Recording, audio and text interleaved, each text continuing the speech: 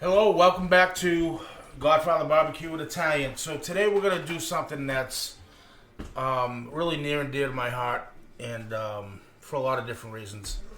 I've been doing this since I'm like 7 years old. Grew up in Boston. Our family, mainly my stepfather and his two brothers, we owned three butcher slash Italian specialty markets. And sausage was what we were known for in the whole city. We had one in the North End, which is Boston's Little Italy.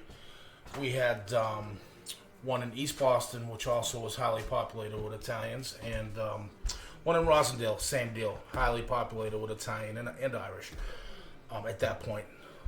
So anyway, I've always been around this, and watching some people's reaction to when I started making it again later in my life as things slowed down, I really enjoyed it and got back to it. And if you people need something that, if you really want to amaze people coming over, whether it be for a barbecue, whether it be like Saturday, today's Thursday, Saturday's New Year's Eve, and we're going to do a little, my wife wanted to do like, appetizers, finger foods, and whatnot. So I'm going to do a little crock pot of meatballs, which I'm going to film a video for you guys on, and sausage, which will be this. But when you watch somebody eat homemade Italian sausage, if it's done right, in my opinion, the way we do it, very simple ingredients, which I'm going to go over with you. It's almost unintelligible. Like it's the reaction's crazy. So what we're gonna do is keep it real simple. That's the other thing with sausage. We got a 5 pound pork butt here, which is also known as a pork shoulder, Boston butt. Mainly, when we did it in the butcher shops, it was mainly salt, pepper, a little bit of garlic, and that was it. The pork was the flavor.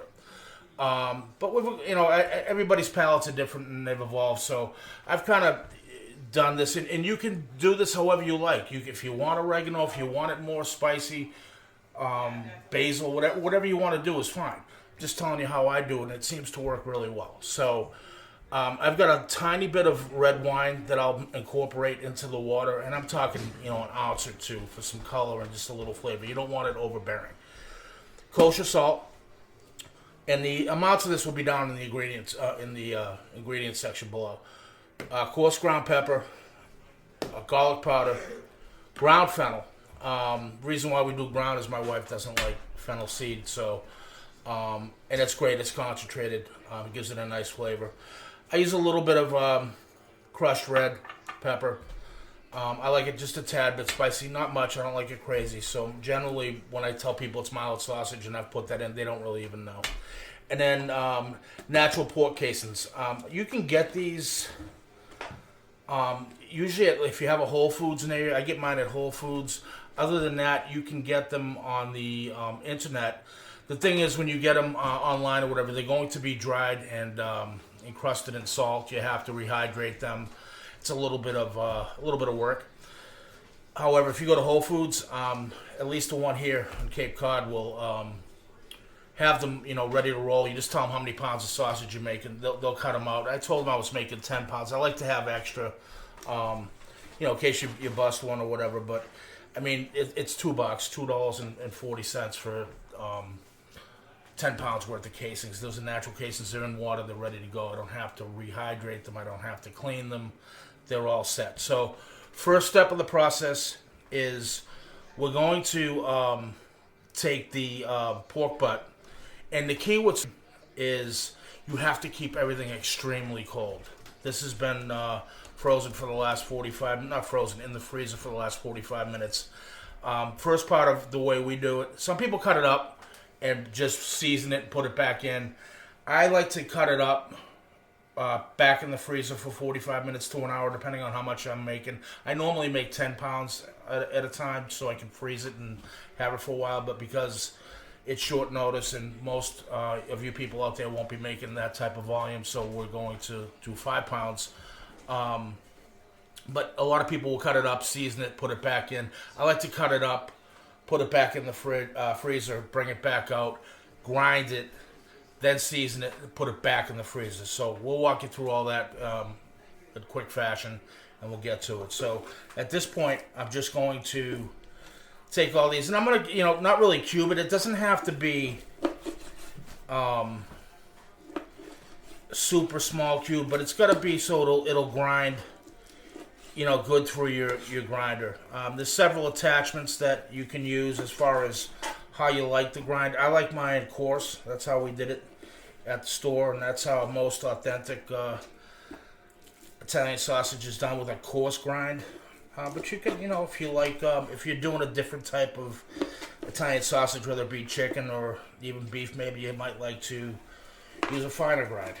Usually your meat grinders, whether we have a semi-commercial, it's kind of not heavy duty, but semi-commercial grinder that comes with several attachments.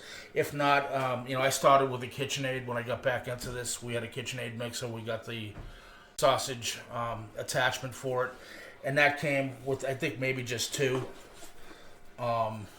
So at any rate, as far as the grind goes, I like coarse. A key thing with your meat is, you see this has the fat cap on it. I'm leaving all this on. You really want to have, fat is your flavor and is your texture in the sausage. Make sure if you go, don't buy something too lean. Don't do it with, pork loin or anything like that. You can, if you do it with that, you can also, if you add some fat to it, some back fat or even some pork belly. If you're in that situation in the area of the country where you can't get a pork butt, or it's off season or what have you, although I've never seen that happen. But at any rate, if you do use another type of meat, make sure you add some fat to it, because the last thing you need, even though you're going to add a little bit of moisture to it, that's mainly just for the stuffing of them, not for the texture, so it goes through the stuffer easy. Then you're going to end up with dry sausage, and you don't want that. So don't be afraid of the fat. Don't cut anything off and throw it away. These pork butts, if you get them trimmed already, are good. They will come with if you get them whole and they have the bone in it, and you have to take the bone out, there will be a gland on the top part of behind the bone that you should remove, because it can be chewy. It doesn't render down or anything like that. But usually when you buy them like this and they're already trimmed up for a roast or a barbecue, that's already been done. But again, fat's important. Look for the marbling. I've also been in situations where I've passed on pork butts because they were even butts being too lean. So I look for the striations, look for the fat, and keep that in mind. Don't be afraid when you're cutting things like this with half of it fat. It's okay, it'll all balance out. I think the average rule of thumb is probably somewhere around 70-30 in terms of fat to meat. So anyway, we're gonna do that, and then after we put it back in, we're gonna grind it, season it, put it back in the freezer. Again, 45 to an hour minimally. Bring it back out. We stuff them. After that, I suggest you. Oh, the other thing is too, if you're not sure, like I'm gonna give you seasoning amounts based on 5 pounds of sausage. Okay, so if you're doing less or more than that, just take the amount by 5 and divide it by what you're doing, and you come out with the right amount. But key thing is, if you're not 100% confident or sure about the seasoning, listen, this is just a guideline. The salt is the most important measurement that I'm going to give you, because if you don't have enough salt, you'll have terrible sausage. Salt is the star of the show, so make sure you at least do what I'm going to show you in those ingredients. But the other stuff is, from that point, it's based on your palate, on your taste. So you can add more or less. But where I'm going with this is, a lot of folks will take a little bit prior to making the sausage, putting it in the casing, and you can fry it. You try a little bit. If you don't want to, I actually will just taste the mixture. It's never killed me. I'm still here, so newsflash, you can do that. I know everybody says it's pork. listen, you'll be fine. But if you're not into that, or don't, not that I'm into it, but if you don't want to do that, you can also fry up a little patty and give yourself a taste at that point, and adjust it however you want. If you want more fennel, you want more garlic, you want to add some cheese to it. I mean, this is wide open. You can put broccoli rabe in here. You can put chopped up peppers. You can do whatever you want, but this is the base of the star of the show here is the salt, pepper, garlic, water. And then if you like fennel, something you can omit this. If you don't like fennel, take it out. If you don't want a little spice, then take this out.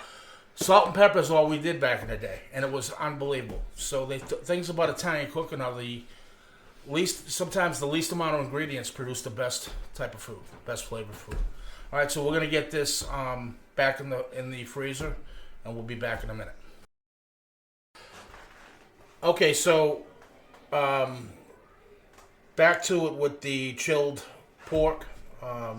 Again, frozen for an additional 45 to an hour. I've got my seasonings all mixed in.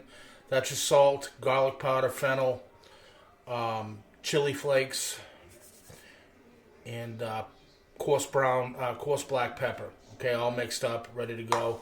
I've got my water, again, about 1 ounce per, my water and wine rather, 1 ounce per pound of meat of liquid. Just helps when we get to the stuffing part, go a little bit easier, and it also helps the moisture and the fat render while everything's cooking. Okay, so I'm going to get to grinding here.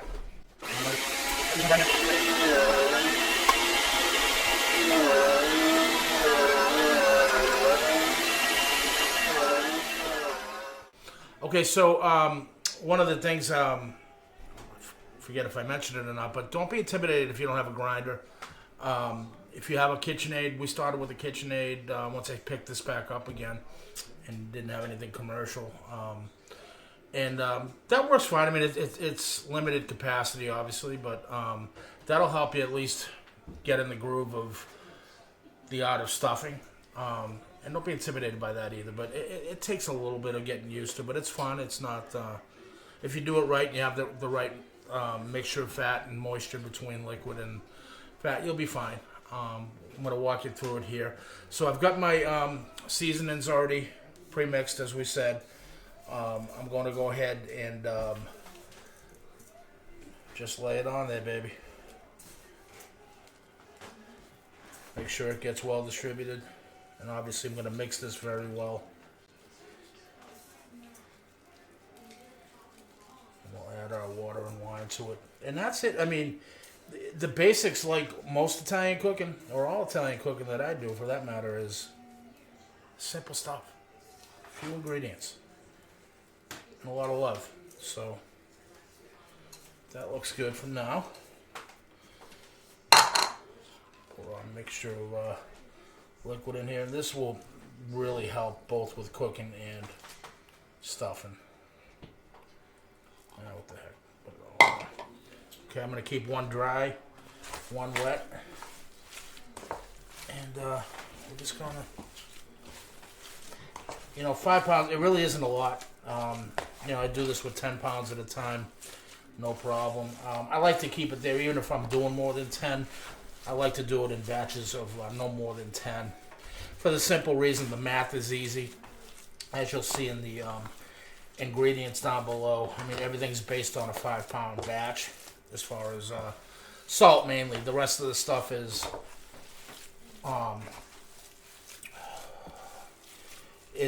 flexible as far as the amount you want to put into your taste. But the salt is the important thing. It's got to be that two tablespoons per every 5 pounds. 7.5 pounds, you just use 3 tablespoons. Kosher salt only. Kosher C, something coarse.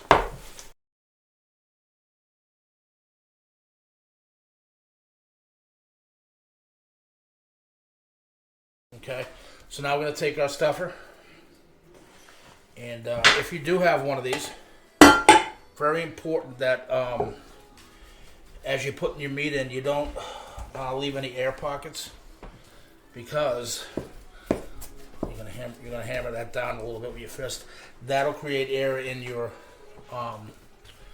casings when you go to do it, and that'll lead to either casings breaking or you getting a dry sausage because the air will affect the moisture. Now the fun part. Gonna get our casings, or even our casings, as Joe would say.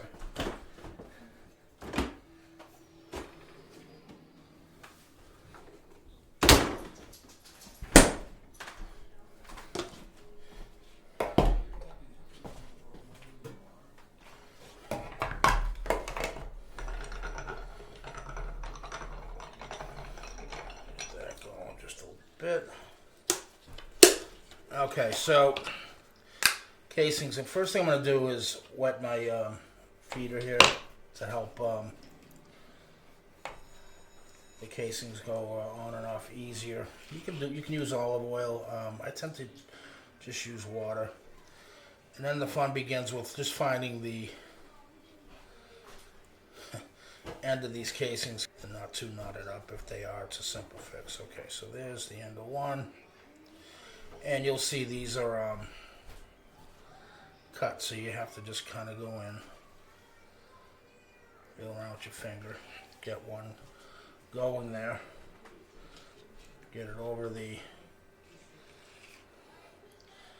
feeder, and try to keep it as straight as you can, because that'll create less headaches when it comes off. And I just feed it on there.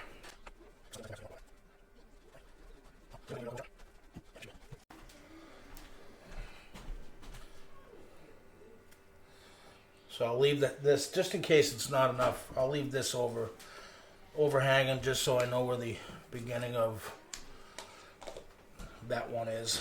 Okay. I'm going to leave about, I don't know, 3 to 5 inches over here to tie it off once some meat comes through. I'm going to wait till I see the meat coming through, which will be any second. You see air. If I leave this open, it'll keep that air out of there and coming out here. So there it goes. And once it gets to the end, I'm going to go ahead and tie it off. I'm going to pull it back here. I'm going to take a toothpick and just put a couple of holes in the bottom here. Again, air is your enemy, so just a couple there. Now we're ready to rip. I'm going to keep some pressure on here so I can kind of determine the thickness of them.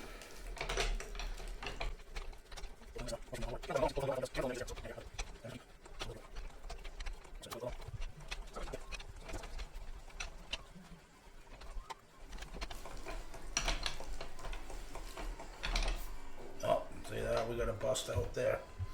Alright, so I'm just going to take this, take it out so I get enough left here to tie.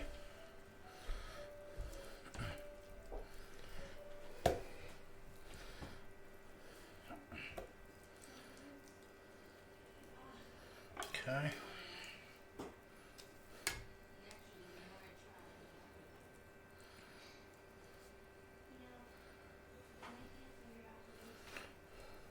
So I'm going to take my toothpick now. Just go right down the sides.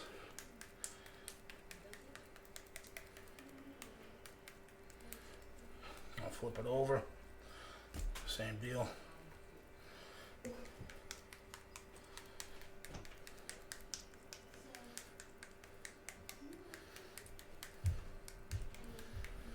Okay, back to this. These I'll put over here.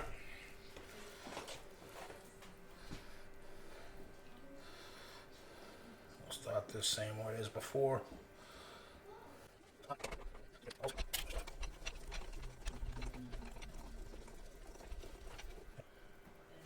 Alright, and there's the finished product.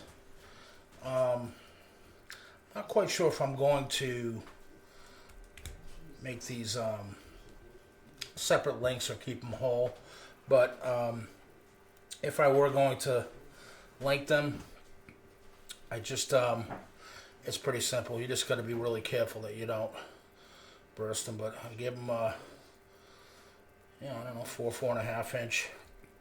I twist away. Next one I twist towards me. Next one will go away. This will make sure they don't unravel as you're doing the other one.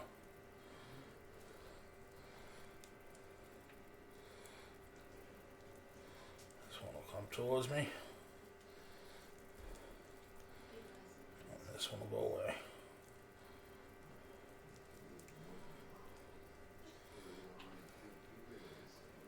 So there you have your links.